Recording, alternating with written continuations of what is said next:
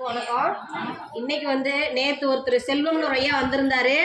நமக்காக உணவுக்காக தேங்காய் ஒரு 25 காய் 50 காய் 50 காய் கொடுத்துட்டு போயிருக்காரு. இன்னைக்கு தேங்காய் விற்கிற விலையில அவர் மனம் நமக்காக நம்ம பாசமா இருக்கட்டாலே பாச முதியோர் இல்லத்துக்கு ஜலகண்டாபுரத்துல இருந்து மெனக்கெட்டு நம்ம கேட்டிருந்ததுனால நம்ம முதியோர்களுக்கு உணவுக்காக ஆகட்டுன்னு சொல்லிட்டு ஒரு 50 தேங்காய் கொடுத்துட்டு போயிருக்காங்க.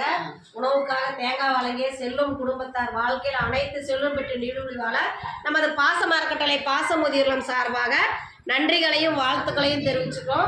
இந்த மாதிரி எங்களுக்கு நிறைய உதவி தேவைப்படுதுங்க ஐயா. யாராக இருந்தாலும் இந்த வீடியோ பார்க்குறவங்க உணவுக்கு அரிசியோ பருப்போ உங்களால் முடிஞ்சது எதுவாக இருந்தாலும் காய்கறி எதுவாக இருந்தாலும் எங்களுக்கு கொடுத்து உதவலான்னு சொல்லி நாங்கள் இந்த வீடியோ மூலியமாக கேட்டுக்கிறோம். கண்டிப்பாக உதவி செய்யுங்க. கண்டிப்பாக உதவி செய்யுங்க. அது இல்லாமல் எங்கள் பாசமாக இருக்கட்டளை பாச முதியோர்லேருந்து முதியவர்கள் அதிகமாக சேர்ந்துட்டாங்க. இப்போ எங்களுக்கு இட வசதி பத்தலை. கட்டில் போடுறனா கூட அவங்கள கீழே படுக்க வைக்க முடியாத சூழ்நிலை இருக்கிறோம். அதனால் நாங்கள் சொந்த கட்டடத்துக்கு முயற்சி பண்ணிகிட்டு இருக்கோம். இடம் தொலைவிட்டு இருக்கோம், இடம் பார்த்துக்கிட்டு இருக்கோம். இடம் பார்த்து சொந்த கட்டடம் அமைக்கலான்ட்டு இருக்கிறோம். அதுக்கும் தங்களால் முடிஞ்ச உதவியை எங்களுக்கு செய்யலாம். உங்களுக்கு ஏதாவது இந்த குமாரபாளையம் நகராட்சிக்குள்ளே ஏதாவது இடம் இருக்கு, இந்த மாதிரி ஒரு இடத்துல இருக்கு அப்படின்னு உங்களுக்கு தெரிஞ்சதுன்னா எங்களுக்கு தெரியப்படுத்தலாம்.